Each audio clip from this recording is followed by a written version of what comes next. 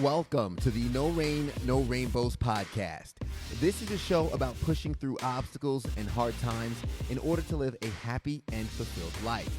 I'm your host, Ted Phaeton, and it's a pleasure to have you joining us. I hope you enjoyed today's episode. Let's grow. What's going on, guys? Welcome back to another episode of the No Rain, No Rainbows podcast. It's a pleasure to have you. And as always, big shout out to Andre Suttles with Subtle Solution, the EP of this podcast to help make it possible. We have another great episode for you guys today. We want to talk about being limitless, not just in business, but in life. And who better to tell us than Julian Hayes II on the podcast talking about limitless. Julian, how you feeling today? Man, I'm feeling limitless. Yeah. Oh, I'm glad, and I hope some of our listeners can kind of get some of that limitlessness themselves. And I know you have a lot of tips to share with us. But first, I love to make sure that my guest has an opportunity to introduce themselves to the listeners and the watchers on YouTube. So why not really let them know who you are and what it is you do? Yeah, as you mentioned, my name is Julian Hayes II, and I guess professional titles, people will call me a human performance advisor and an epigenetic coach. And simply put, my whole mission is just to simply advance the potential that we have when it comes to our health and performance, and to also redefine what it means to age. And so I guess some of the things that makes it a little unique here is that I'm into genetic testing. I use a lot of different health technologies, and I use, of course, the power of the mind to combine all those things. Yeah, and that's something I think a lot of our listeners could benefit from, because when we talk about no rain, no rainbows, most of the time that rain is life or our environment putting us in a situation that we don't feel like we can handle. And I talk about all the time is kind of seeking your own storms to increase your capacity to take on some of those challenges. And what was interesting about when I was kind of reading up on some of the work you've done and everything, you had one mention where you said success has a dark side. I'd love for you to elaborate a little bit on that and kind of start on that tone, because some of these people we see are very successful. They had to go through some hard times to get there. So talk a little bit about that dark side of success. Yeah, and this is something that I found out just through interviewing different people through when I was writing, or even for the podcast that I have. And if we think about success, a lot of times it's put on a pedestal. I almost call it like a unicorn. Mhm. And it's all these things that you're going to get when you reach your goals. You get your money, you get your house, you get your wife, relationships, husband, whatever. But the thing we don't talk about is what's on the other side of that success.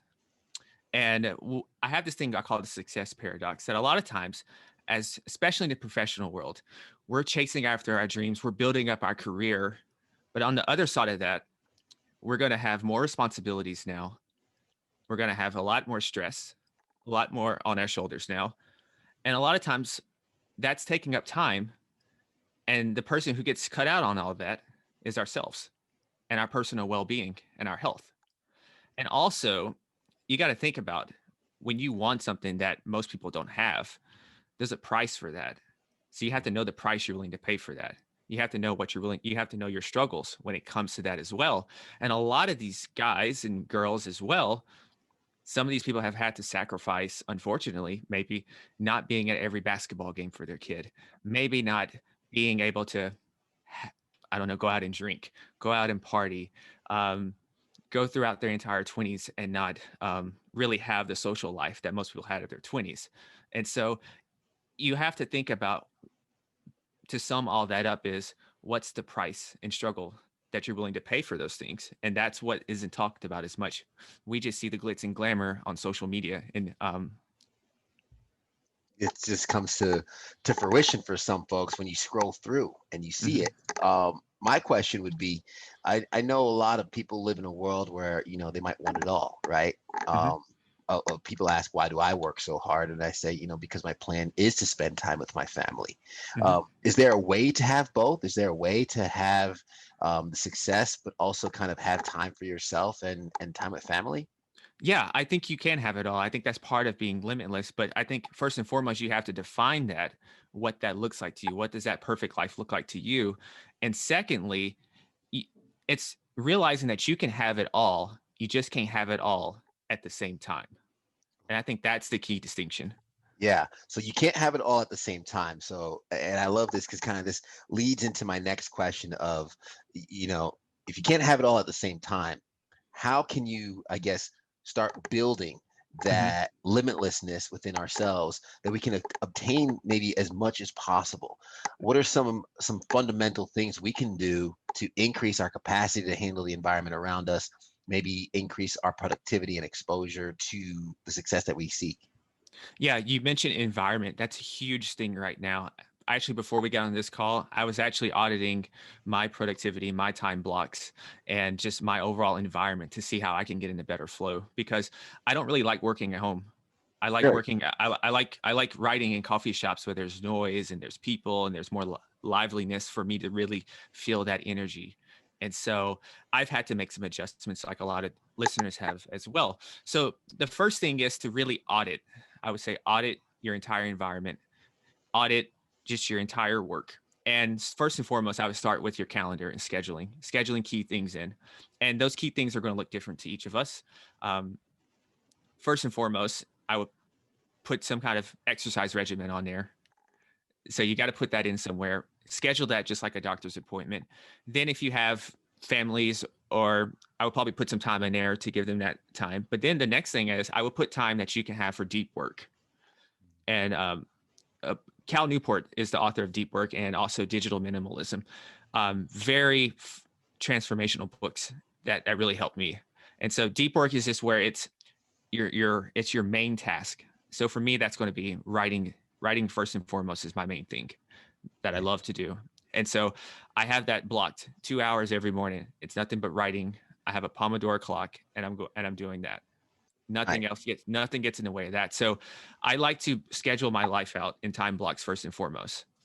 Yeah, and there are so many things you hit on which were so beneficial that I want to make sure we kind of touch on for the listeners and the watchers, because you mentioned the Pomodoro clock, and actually had someone in a previous podcast mention, like, to battle burnout, the Pomodoro technique, Mm-hmm. in which you focus 25 minutes, you take 5 minutes off. It's very, very helpful. Somebody like myself and so many of us who don't have that long attention span, but also time blocking was something that when I first started reading about it was overwhelming. It was something that I wasn't sure how I would implement. And I actually started first analyzing where I was in certain times of day. I started tracking my behaviors, my habits, and then I went into my Google Calendar and I made a time blocking. I started time blocking. I kind of color coded everything. Mm-hmm. It's very intimidating. What would you say to somebody who's afraid of kind of starting that time blocking technique without even knowing what to put in the blocks? So I'm kind of the same way. So my calendar is not completely just filled. Every second's just not accounted for because that's a little overwhelming as well. And I like to have a little maneuver in there. So I would say start with maybe 2 to 3 things to time block and then leave the rest open. So, and here's the easy one: put the time that you're going to sleep and wake up and stay consistent with that. So you can Yeah. set your day in your day at a right time and stay in your right circadian alignment. So that's something easy to do. Pick a time that you want to work out every day and start there. And then maybe pick an hour that you want to focus on some type of on your job or whatever passion project that you're writing on, and then leave the rest of the day open so it doesn't overwhelm you. But if that's even too much, just pick a time to wake up and go to sleep.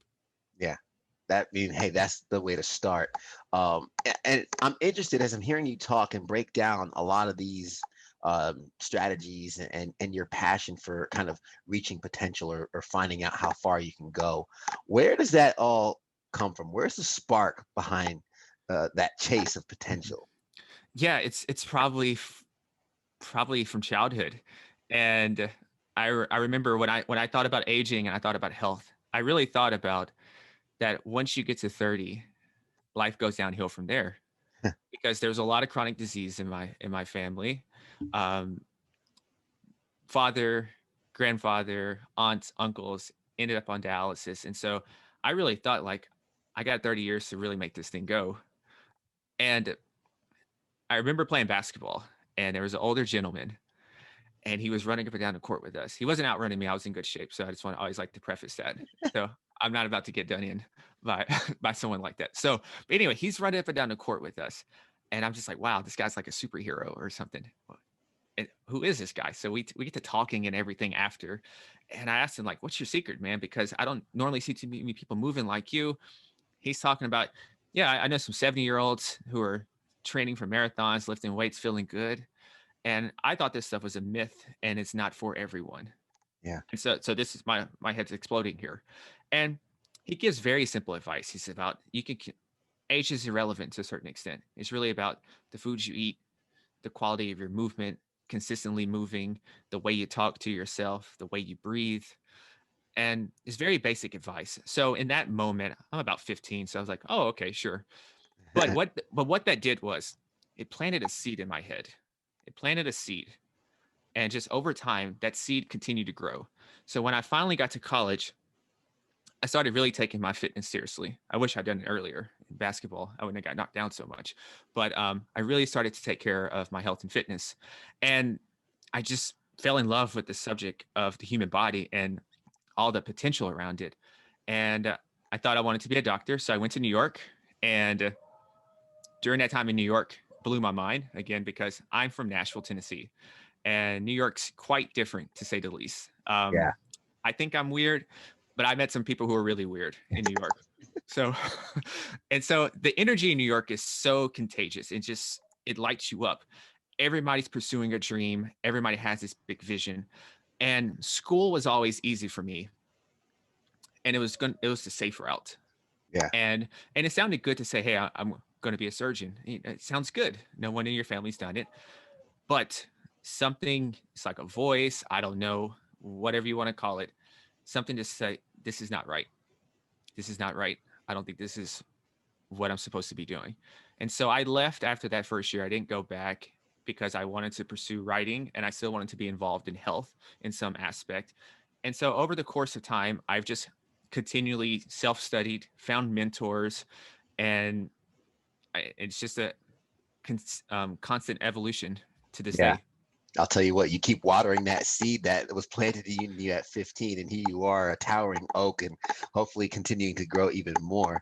I love that because it shows the connection for so many people. I've said on the podcast before, it's hard to aspire to something we can't see or touch, but when we actually get to meet these people who are doing the extraordinary, and we realize they're not that different from us, they're just doing a little extra than ordinary. That's our path to getting there, and it really does come down to a lot of fundamental things, which sounds like you've spent a large portion of your life figuring out and breaking down. I know you mentioned about with the Pomodoro clock, or even more specifically with the time blocking. You said, let's start with when you go to sleep, when you wake up. I'm somebody who wakes up at 2:15 in the morning. I go to bed at about 8 o'clock at night. I average about 6 hours of sleep a night, and I don't think that's enough based on my research. I'm interested to know your feedback and your thoughts on how sleep and also nutrition can kind of feed into someone's productivity and their ability to kind of reach their potential. Wow. First and foremost, two. Oh my goodness. It's not right, right? Yeah. But I mean, I think you're probably used to it by now, though. I don't think you ever get used to it. I still don't Okay. like it. Oh, it's still a struggle. Okay. Yeah, but starting with sleep, I like to think of sleep is a lot of times when we think about our health. At least in the past, I think it's changing a little bit now. We always think about exercising, finding a fitness plan, finding a nutrition plan, and then sleep is this something we take for granted? But sleep is very simple, but it's very complex, and it pretty much has a string and a facet in every part of our lives. And speaking on just our productivity, sleep is like nutrition for the brain. And so at night, sleep is helping us to, when you think about REM sleep, it's helping us to consolidate the information that we're learning. It's helping us to store that in long term. And when we don't get that proper quality sleep, and the amount is different for everyone, it's a lot of factors depending on that. We really shorten our potential in terms of our ability to be charismatic, our ability at logic and reasoning. And what I mean by that is I forgot the year, there's like a research study, and you can see brain activity on sleep deprived individuals and individuals who are who have enough sleep. And you have your amygdala, which is, think of heightened emotions, very primal, primitive. And then you have your prefrontal cortex, and that's your logic and reasoning. And what we saw is people who were sleep deprived, they had heightened activity on their amygdala and less activity on their prefrontal cortex. So, in a practical standpoint, here is they're are going to act more in their emotions. They're going to be more impulsive. And I think when it comes to relationships, they're going to have a shortened fuse. I always said that relationships could be improved if both people had enough sleep. I truly think that. I have no research to prove that. But from a mental standpoint, sleep is absolutely critical for focus, memory, cognition, every single facet of your cognitive aspect. Yeah, absolutely. And I'll work on getting better sleep. My fiance gets on me for that, and anybody listening, um, I think it it's hard. I think it's hard though. It's sleep is hard for me too. yeah. Normally if I train a lot, it really helps. So that's one reason, because I'm just tired. I'm just exhausted. So if I Mhm. train and work hard during the day, then that helps me with sleep. But the days I don't train, it's hard because, probably a lot of listeners are like me and you, hard charge, very ambitious. We have a lot of dreams, and sleep at times seems like it's taken away from times that we can work and be working on our dreams. So I totally get that. So Yeah. yeah. It's similar with the Pomodoro technique. It's like, do you mean step away for 5 minutes when I'm Yeah. on a roll? But it's counterintuitive, I know, but it's amazing to think of, some of the best way to avoid burnout and keep performing at a high level is to take those breaks and to make sure that we allow our bodies to recover. Um, I did want to ask, because you mentioned epigenetics, Mhm. and for a lot of our listeners who are trying to increase their capacity, they got the sleep down packed. They probably have a good fitness regimen going on. They're very productive. They're practicing time blocking, the Pomodoro technique, and they want to take their themselves to the next level. Mhm. What exactly is epigenetics, and how can that benefit us in our productivity? Yeah, if you think about, I guess from a definition standpoint, when you hear epigenetics, it just means above the gene. So for a long times, we've heard the saying that you are your genes, and so unfortunately, we've heard people who are a little heavier. They say it just runs in my family. There's actually genes for that, and in my family, there's genes I should say a higher probability for things such as diabetes and blood sugar issues, but through epigenetics and what we're learning more and more is that you are not your genes. Your genes are not your destiny. You have more control over it than you think. So, to give you a picture of epigenetics, let's think of a computer here. So, you have the hardware system and then you have the software. And that software is going to be the inputs that's going to make that hardware ultimately respond and operate. So, in a standpoint here is if we're the operating system, we can control how our genes are going to respond by things such as the foods we eat, the way we train, the way we sleep, the way we interact with each other, the way we handle stress. So we can control this by the environmental inputs. Environmental inputs is a lot of different things, but we have more control over our limitless potential, over our human destiny than what was once thought. So from a productivity standpoint, I look at things such as, I'll give you an example. Say you have a problem with sleeping at night and you can't figure out why.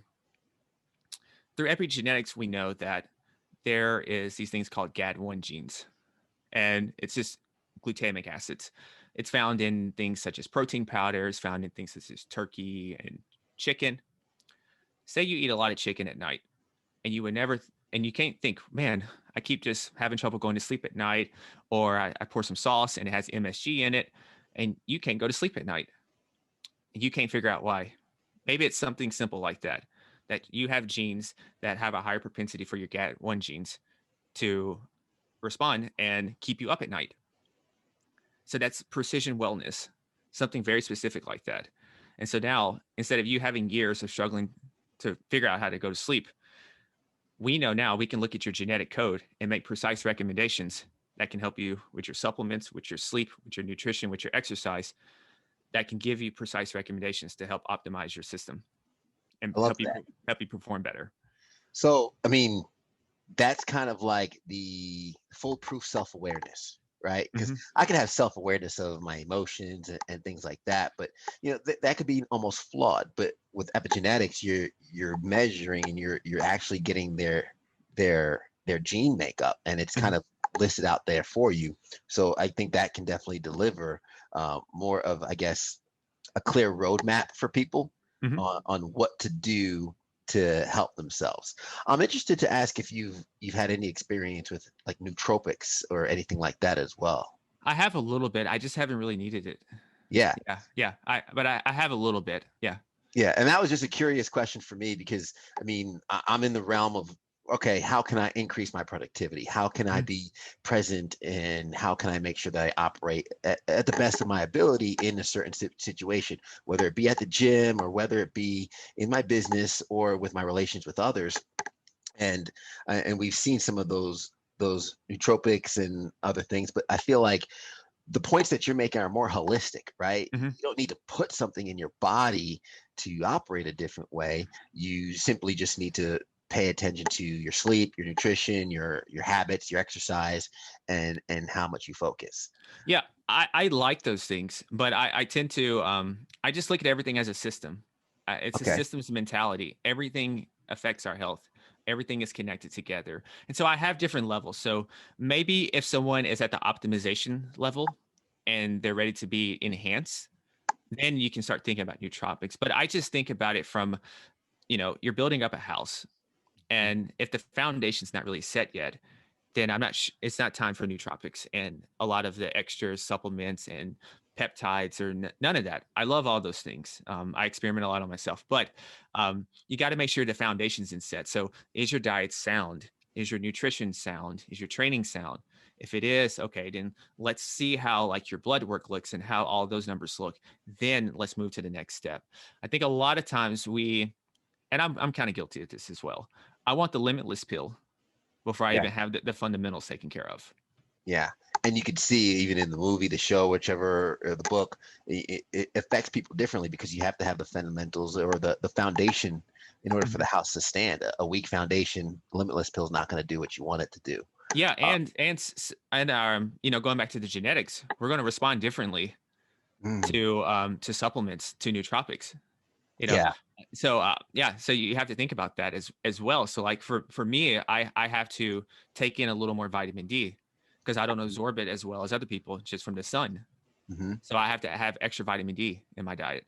I love that self-awareness, man. And let's talk about wearable technology, Hmm. because it sounds like I love that you're using all the tools that are available to us. And I think one of the beautiful things we have is technology where, we're chatting over video conference right now while I have a cell phone that is keeping time, and this is going to be able to air through time and space. People are going to be listening to this in the future.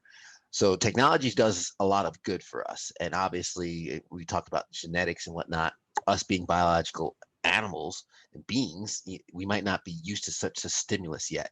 So as more and more technology gets thrown at us, it's harder and harder to navigate that.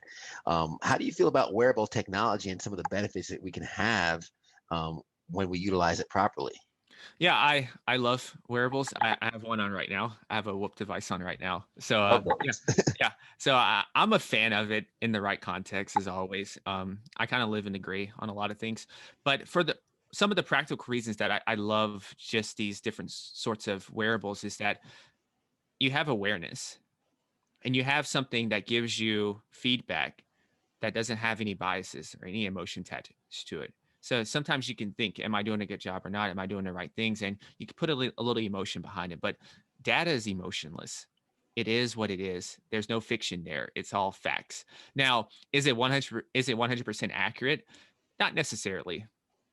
I wouldn't say that, but it does give you something to work off of. It does give you something that you can see and that you can improve upon. So like for an example with me, I can look at my sleep now, and I can see that since I started taping my mouth at night, and I've started taping my mouth at night, and I can see that my REM sleep and my deep sleep has dramatically improved Hmm. just from something like that. I have less time. I have less awakenings in the night, and I feel a lot more refreshed. I don't have any dry mouth in the morning because I I don't snore, but I still have my mouth open a little bit. And so sometimes when you wake up in the morning, you got that dry mouth and all that stuff in your mouth and stuff. So I can notice these tangible benefits that I've gotten just from little interventions like that. So it's another input to the system to see if the habits and behaviors that you're going about on your daily basis, are they actually working? Are they improving? Yeah. And I mean, we're coming to the end of the podcast right now.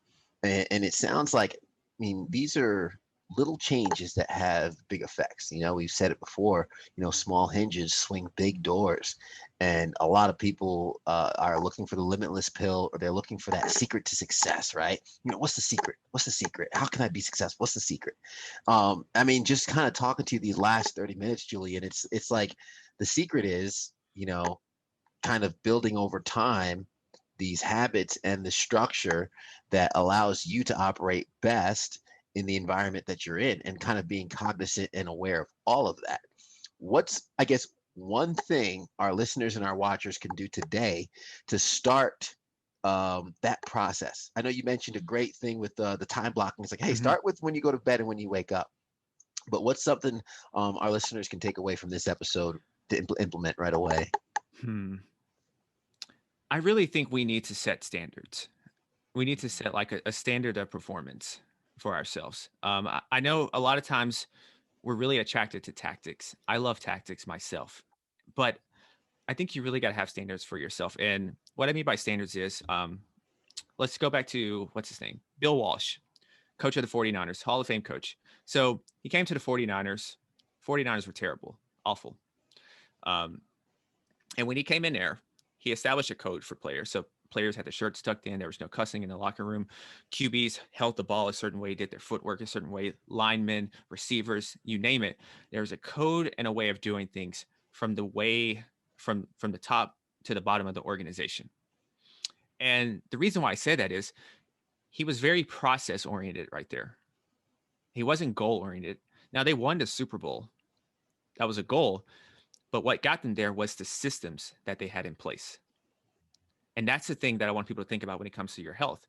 So maybe this year it's to get back in shape, lose those 15 pounds. That's the goal.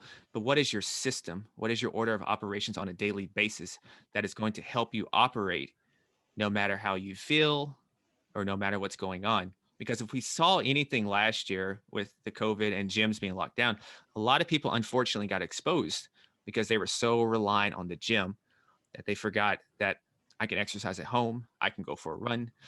And there's nothing wrong with that. We all got exposed in some way, but it's good to have those standards and establish a process for how you're going to accomplish your goal. Yeah, it's And amazing then you said that. yeah. Because I mean, when the gym's locked down over here, you know, luckily my friend had a farm, and we literally went out on his farm, social distance. We had a couple mats, a few dumbbells, and we had a good workout. And Mhm. I'd honestly say some of the best shape I've ever been in my life has come about in the last few months. Yeah, and that's going to make you so much better even when everything opens up. And I, it's like what's the I think it's in the Buddhist principles. I think it's changing poison into medicine. Mm, So taking things that are bad right now, taking things that are inconvenient right now, and finding a way to turn that into medicine. And that's how we're going to grow. Approaching the obstacles as catalysts for growth. And and I think sometimes people overlook mindset. We have all these very fanciful health tools now available and things that we can do with your body. But I always remind people that optimal health is an inside out job. And so it mm. starts from the inside, because if you don't take care of the inside, none of the interventions, none of the tactics that we're going to bring in, none of the EEGs and none of all that fancy stuff, it doesn't matter if the inside is not right yet. That's amazing. Julian Hayes II. How can our listeners, our viewers, get in touch with you? I know a lot of them might be wanting to kind of tap into some of their potential that they haven't found yet. And I know you're definitely the man to help them out with that. How can they get in touch with you? Yeah, the home base is theartoffitnessandlife.com. And you'll see links to the podcast there, Optimal Health for Busy Entrepreneurs. And you'll also, and I'm getting better at social media. Yeah. I'm very late to the social media party. And so I like Twitter for some reason, and I like LinkedIn. So Twitter will be it'll be the Julian Hayes, and then LinkedIn is just my name. Nice. And I'll be sure to have those links in the show notes as well for folks. If they're on the iTunes app right now, they can open up the show notes, hit that, and go through the destinations. But Julian, I appreciate you taking the time today. I appreciate you sharing some of your insight and your knowledge with myself and the listeners.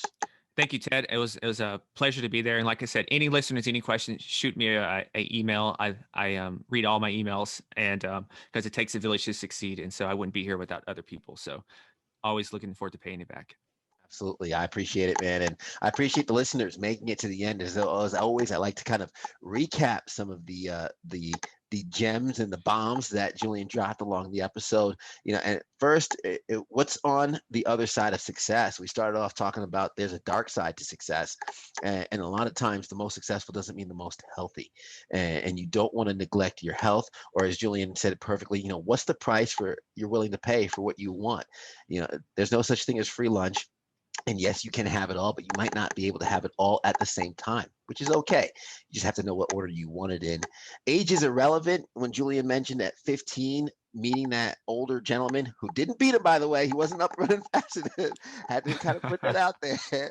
But an older gentleman running around back and forth up and down the basketball court was what planted the seed in Julian at age 15. That continued to grow into where Julian is now. Sleep is nutrition for the brain. I don't get enough sleep. I know I'm working on it, so I'm not trying to lecture any of the listeners or the watchers to get more sleep. I'm just reiterating its importance. And of course, data is emotionless. When it comes to wearable technology, the phones that we have in our pockets or anything around us, it can be overwhelming, the influx of the stimulus to our brains. But organize it, understand what the data is saying. How many steps are you taking a day? How long are you sleeping at night? What's your blood oxygen level? These are all things you can find out about yourself and use that information to better optimize your health. Whether you just want to keep up with your kids out in the backyard when you play, whether you want to be present with your spouse and not stress about work because you couldn't finish everything you wanted to do, there are only benefits you can enjoy by taking care of your health, taking care of your mind and your productivity, and truly become limitless both in life and in business. Julian, thanks again to the listeners and the watchers. Thank you for making it to the end. And if you did enjoy this episode, we'd appreciate you sharing it. Hit that subscribe button and also give us a rating. Let us know how we're doing. And you can also support us for as little as $1 a month on our Patreon page, where we have some extra audio and some pictures there as well. As we always say at the end of the episode, guys, everybody wants the sunshine, but they don't want the rain. But you can't get the pleasure without a little pain. Let's grow. The No Rain, No Rainbows podcast is recorded at Camaraderie, a collective workspace in Greenville, South Carolina, right off the Swamp Rabbit Trail.